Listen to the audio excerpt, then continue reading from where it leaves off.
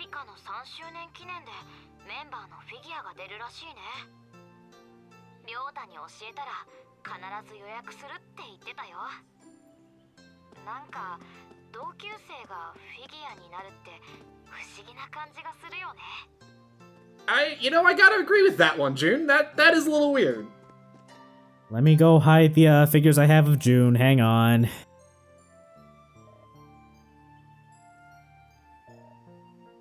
Anyway, I hope y'all like dungeons, because this is a jam-packed video. We have not one, not two, but 3 dungeon dives to get through.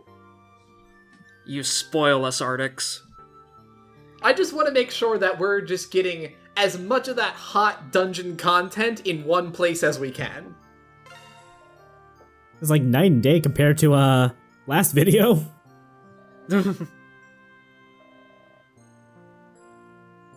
Hell, compared to the last couple of videos, honestly, like, that whole fucking intermission was about as soul-killing as anything I've ever seen so far. I mean, it's okay in context, it just drags on. Yeah, we've been kind of having this sort of internal debate amongst ourselves about the fact that, like, pacing is not this game's strong suit by any rational stretch. I mean, it's not, but also it's also one of those things though where like if you were playing it yourself, the intermission would not be as bad. Yeah, I kind of have the feeling that this game just, when you're watching it back in a video format, like it does feel like it's dragging, but in the moment it's probably fine.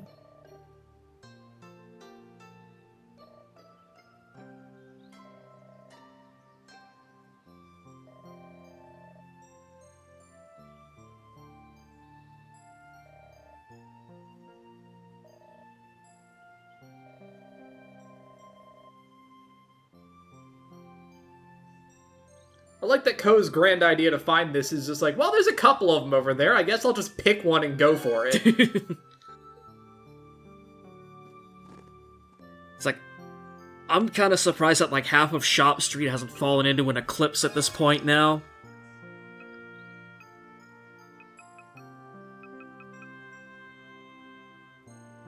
Anyway, this first one is just to get this this strap, so we're just gonna grab some of the underlevel boys and girls and do a quick run through.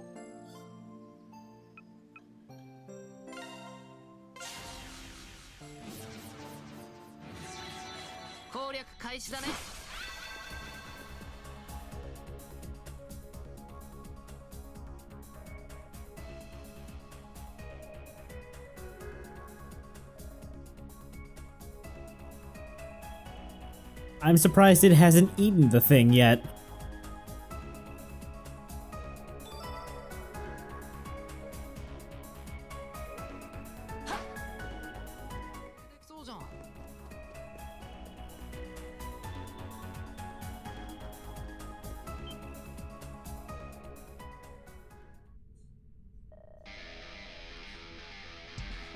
I don't know what this song is, but it's so out of place when it plays in these sort of situations.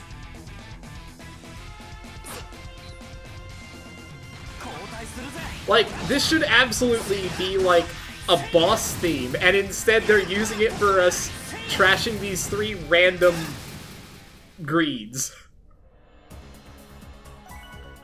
Like, yeah, like, I'm not even sure it's even on, like, the Tokyo Xanadu soundtrack, like... I might be wrong, like, I know there's a few tracks that are left off it. It's possible it's on the secondary one. Falcom does that all the time. They always, like, release the soundtrack, and then they release a secondary soundtrack that has some of the songs that they missed on it. Yeah. So it might be on, like, the EX Plus soundtrack.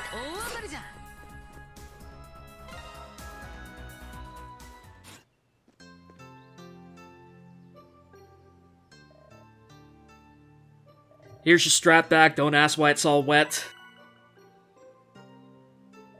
You may want to soak it in a little bit of soapy water.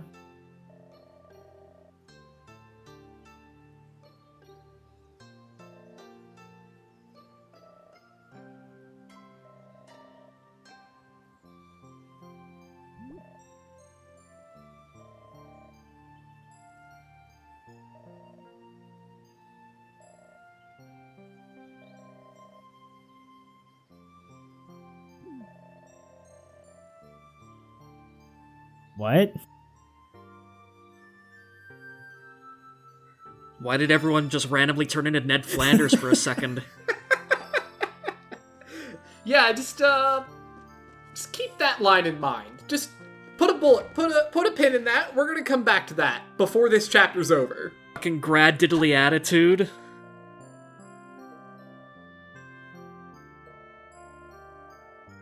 Okay, Artix, you have to call this video Shut Up Flanders now.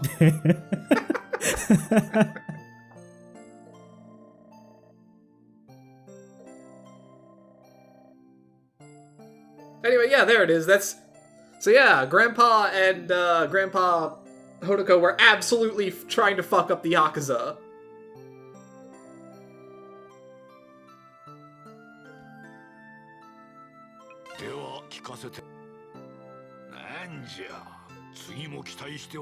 You're so close on 2 of those.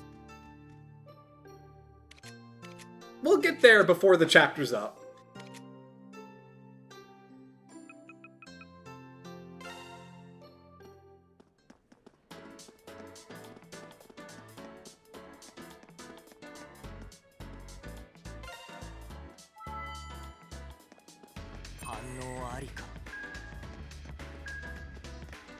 Wow, such a great view from this observation deck of the blurry city skybox. Where else could you get such a magnificent view of a JPEG? I ask you.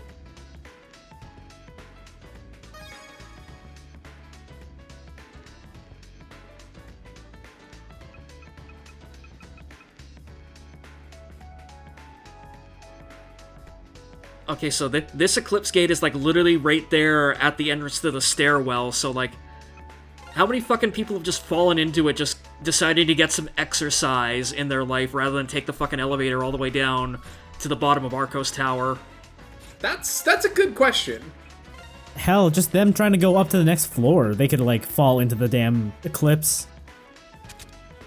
See, we're not just clearing these things out for our own benefit. This is a public service.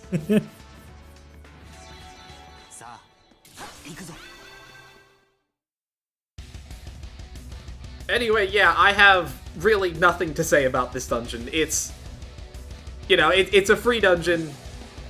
It uses the castle set. That's nice. I like the castle set. Yeah, castle set with the daytime skybox behind it this time. So it's kind of got a... I was gonna say, it's reminding me a lot of that one, I think it was Twilight Princess dungeon? City in the Sky? Yeah, I can see it. Yeah, like, I was getting, like, Sky Sanctuary from, like, Sonic the Hedgehog vibes out of it. We can also see Asuka's purple ice on full display.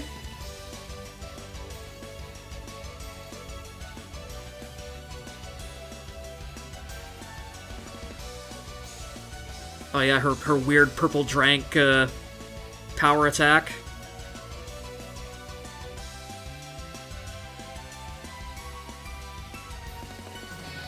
It does persist into her limit break as well, so if we were to use her cross strike, that would also be purple for some reason. It's very silly looking. I appreciate the game's dedication to, like, keeping to, like, the color coding for everything.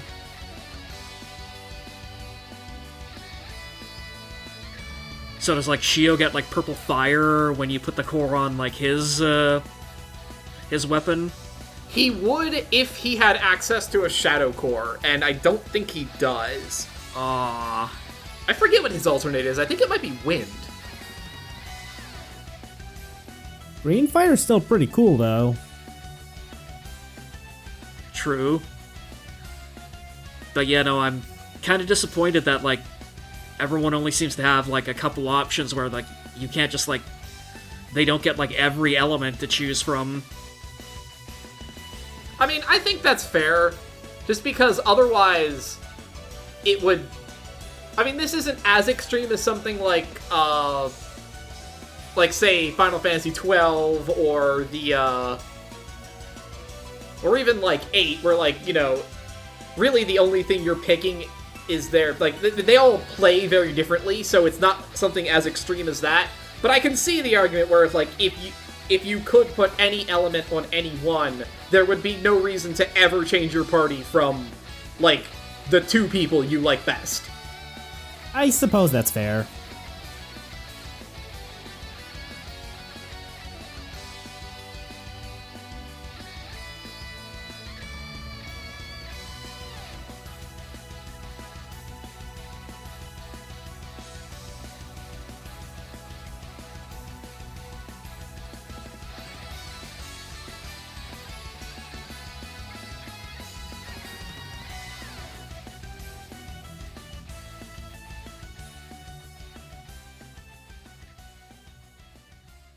Also, this is just a general FYI. If you ever see me, like, randomly change back to Ko when I'm in the middle of a dungeon, that's because he has an accessory equipped that causes the combo meter to go down twice as slow.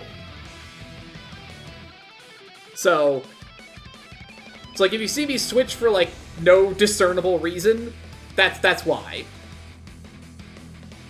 Good to know that the game has options for mitigating the combo meter decrease for lengthy runbacks like that.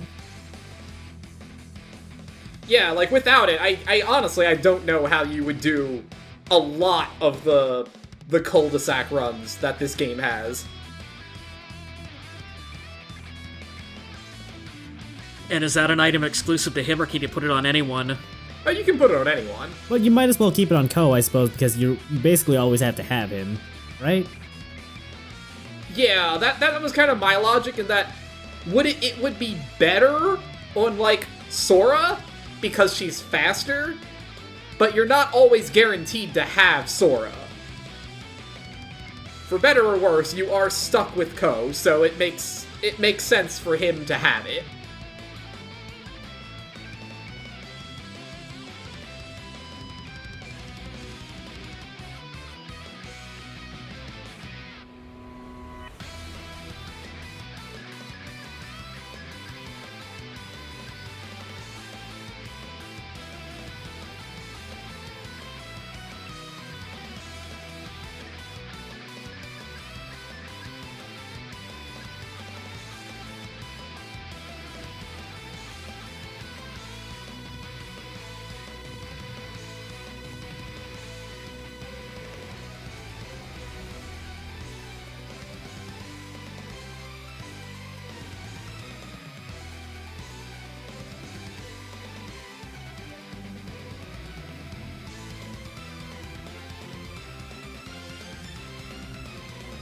Oh, thank God we're near the end of it, because this dungeon was starting to drag. Yeah, there's not really much of anything going on in this one. Got some real basic puzzling with some real big air quotes there, and basic combat. That is, unfortunately, the fate of most of the free dungeons in this game, to be honest. I think I kind of would have preferred if the free dungeons were just like combat challenges, I guess.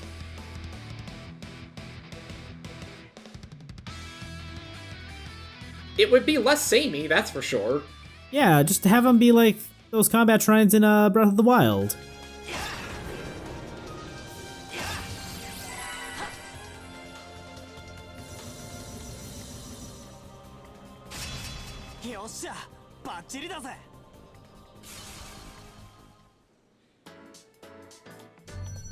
Alright, well, the staircase is now safe. We are OSHA compliant, baby.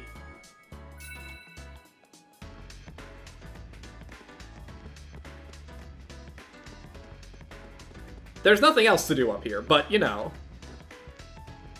We sure did take care of that eclipse.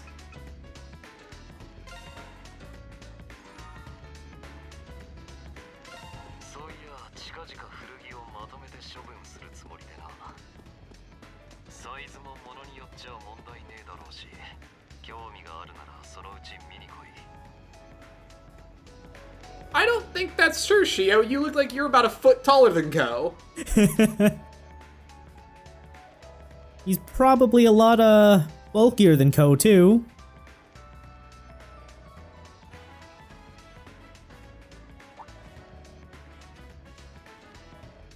So basically, the implication here, if he's saying don't worry about the size, is like he's giving Ko a bunch of like shirts and tops and jackets that he wore when he was 12.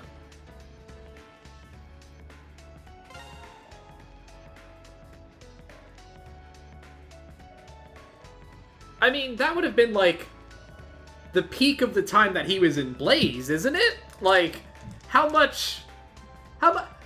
many fancy jackets do you think he was wearing when he was out fucking up Chaos?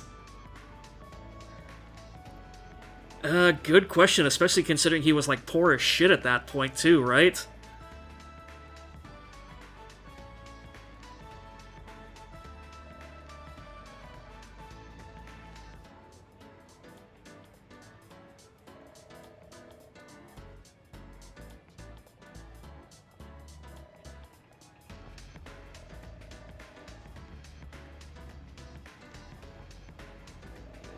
I feel like this conversation needed a proofreading pass.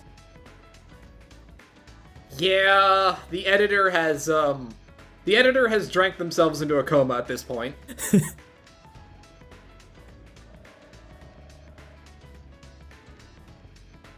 Anyway, this sad sack, his kid is not doing so great since his wife died.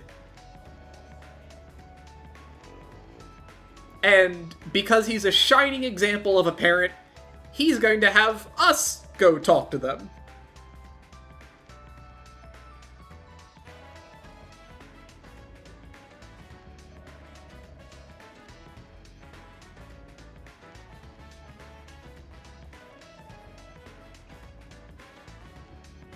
So yeah, basically, like, this guy just, like, put out an ad for a therapist on Craigslist, and a fucking teenage boy showed up, and he's like, yeah, sure, you'll do.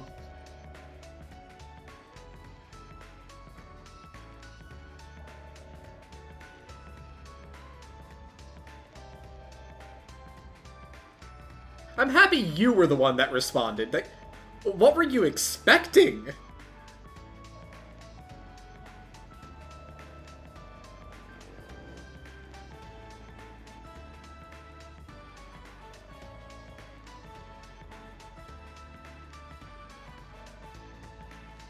Sir, I feel like this should be your top priority, but, you do you, I suppose.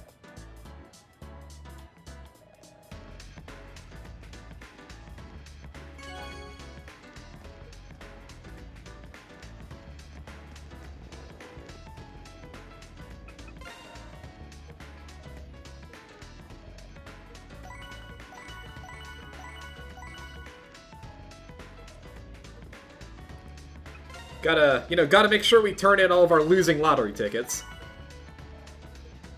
Someday we're gonna make it big. I believe.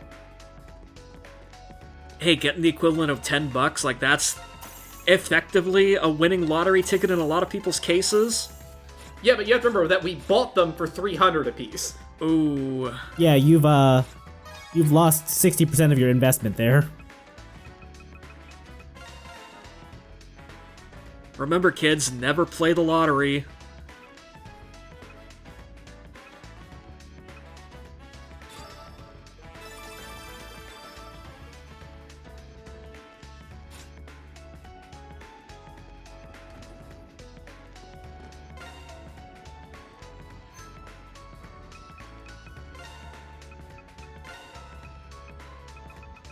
Before we head over to Star Camera, we're going to take a second and just make sure we didn't miss anything super important that's new in the shops. Realistically, the only thing that would be nice is that we could go... If we went over to Shopping Street, we could get some new clothes for everybody, get a nice armor upgrade, but that's about it.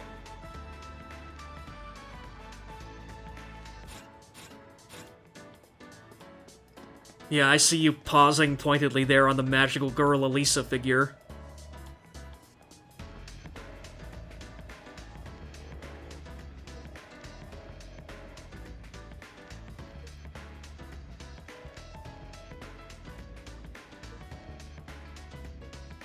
Well, at least she's self-aware.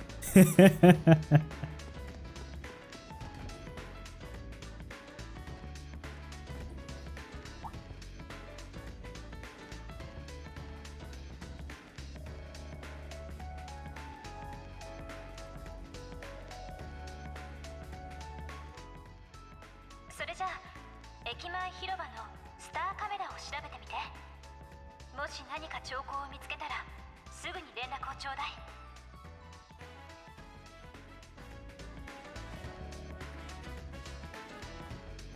Mildly disappointed that they didn't also have Mitsuki's plea to check out Star Camera in there too. Like, if we're going full Simpsons jokes in this episode, just like hammer the point home completely.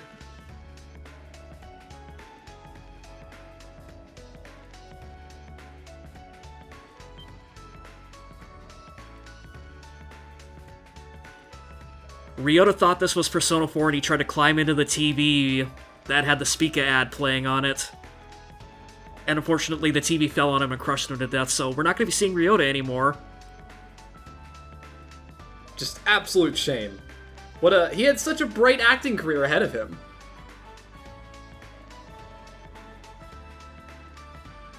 Who did we have as his understudy?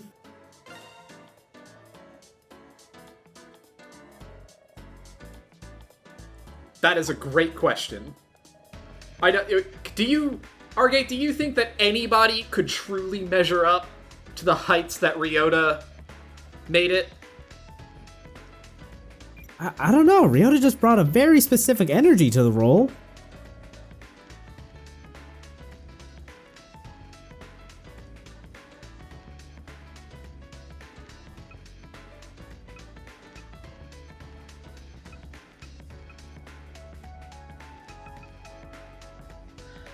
So is this because we're gonna get Asuka as a default second party member, or is this Ko trying to, like, be toxic masculine and just, like, not call Asuka for help? Oh, there she is. No, Asuka is forced for this section. You'd think it would have been Asuka and Mitsuki, considering they both told you to go here, but... you know...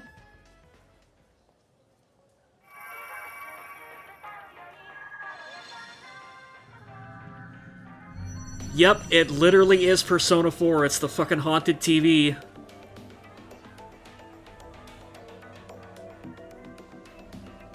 I mean, small gates do exist, but this is not a small gate. This is a regular-sized gate.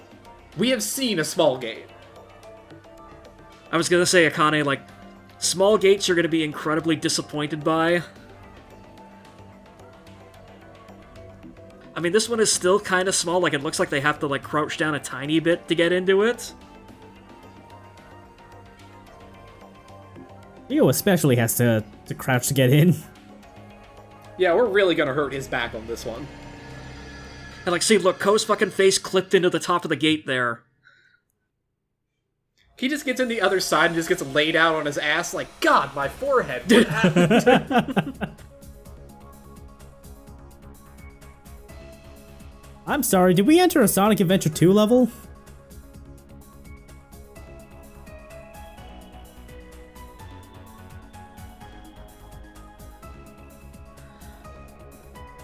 Like I said, like, this is looking vaguely like, you know, the first TV dungeon you go into in Persona 4. Like... I think...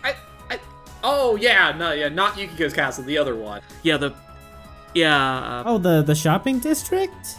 Yeah, Yusuke's one. Or Yosuke, sorry, yeah.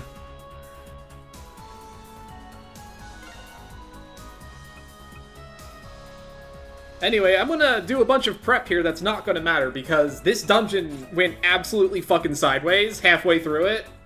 Like, I realized that I was using my, like... I got, like, halfway through it and realized that I was playing as if I didn't have a wind character, but I didn't have a fire character, and just it was just absolutely trash. So, you're not even gonna get to see this. We're gonna throw this whole take in the trash.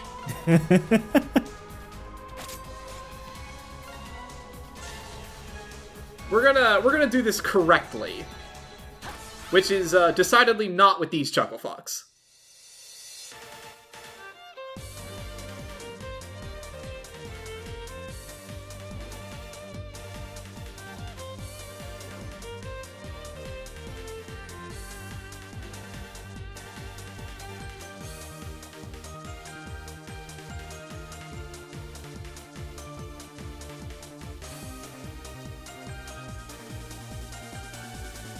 Gotta say, though, it's probably not a good sign if your display TVs have a dungeon that looks like a broken down old temple inside them.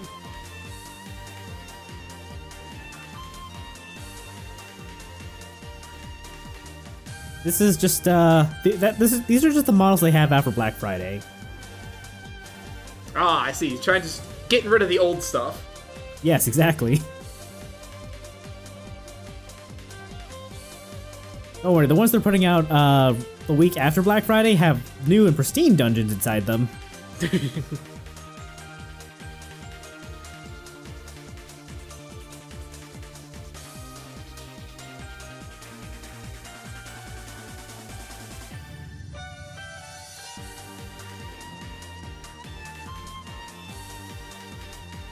Are these dinosaur guys new? I don't remember seeing them, or at least it's been a while. They're kind of obnoxious. Yeah, maybe. They bounce around a lot. Kind of hard to hit.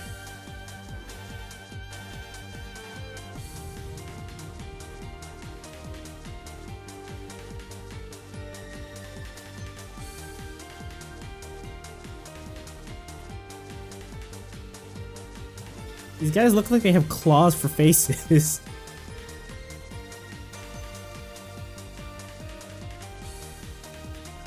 Yeah, they're a model variation of, like, the piranha plant turret things that we've been encountering an awful lot in a couple of these dungeons. Anyway, y'all like Mega Man?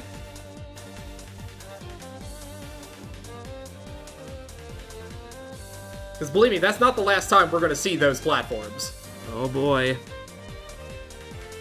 Tokyo Xanadu was the last place I would have expected to see the Mega Man blocks. Well, I mean, we had that dungeon the other week where it was like, you had to, like, platform up the spinning tower thing. Yeah, that was also some very Mega Man platforming.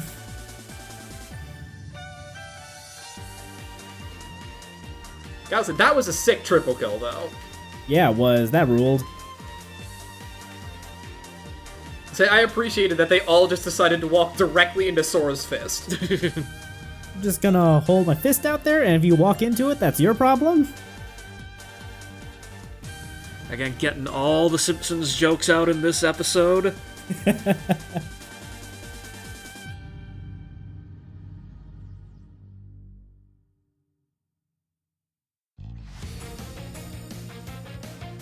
So yeah, this room sucks.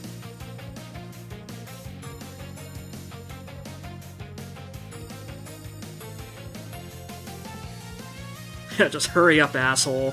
I don't suppose you remembered to pick up the magnet beam on your way over here.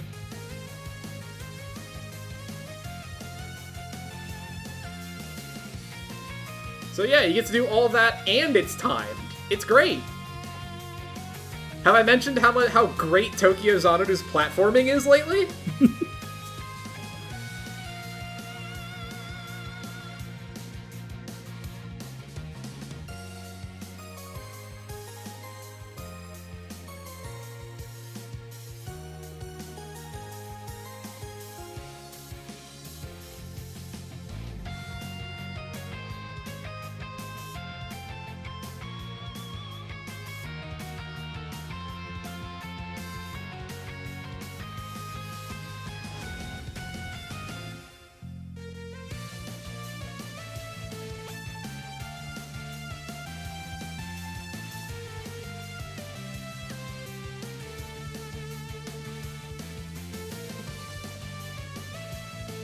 So this is the first point at which I realize I might have made a mistake, because the big dino boy, what is he? I think yeah, Mitsuki is not a great matchup for this. Ooh, yeah.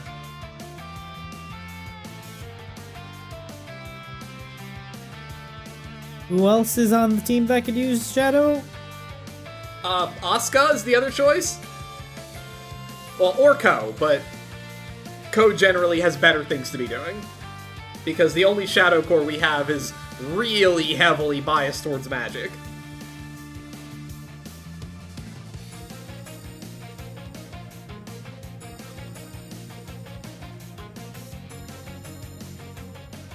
Oh, if nothing else, this is pretty great for your combo meter. Oh yeah, no, that got that taken care of real quick.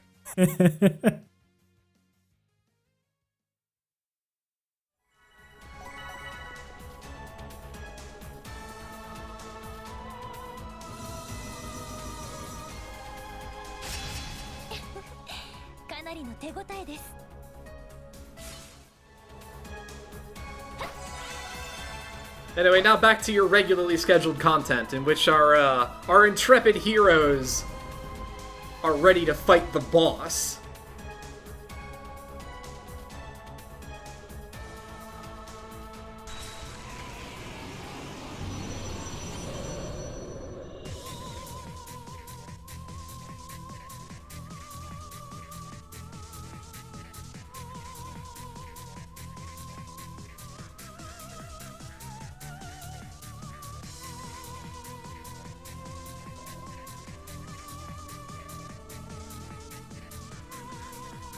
It's not that dangerous, Asuka. It's just a pain in the ass. So, the last time we fought one of these fairy-type greeds, you may recall that it has a heal? But last time it was like, it healed like 1600 damage or whatever, you know, easy money. This time around, she heals for about 5000 HP. Ugh. So, yeah.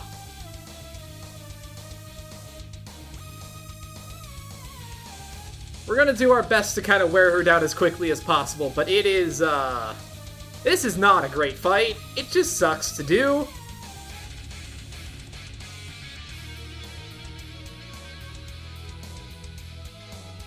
Yeah, that's just super obnoxious.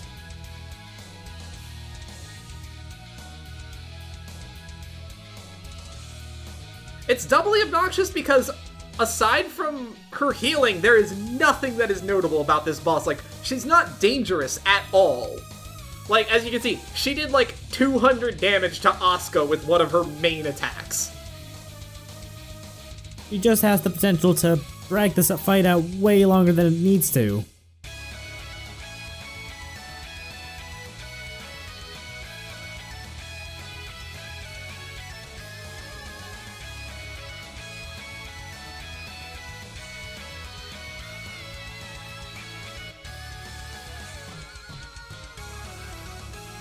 I mean, it also doesn't help that Shio is not...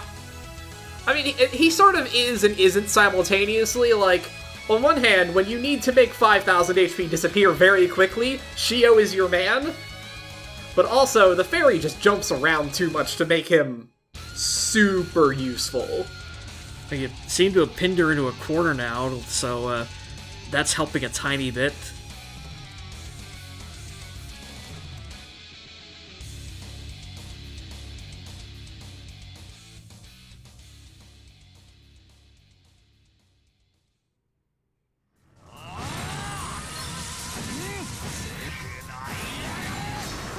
Is there any way to interrupt its heal, or...? I mean, yeah, you can if you do enough damage while she's casting, but stunning bosses is hard. It would be substantially easier if I had the quartz that makes interrupts easier, but Sora has that. So, oops.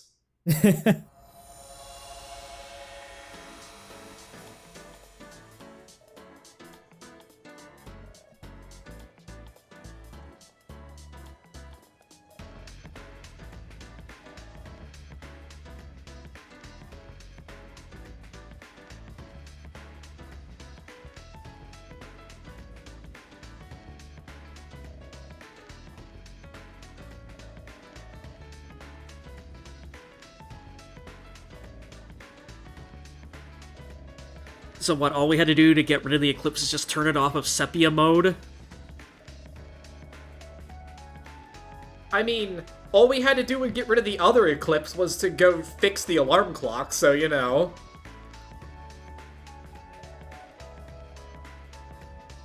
just another day for the XRC. I don't know if this game is making the mundane fantastic or the fantastic mundane.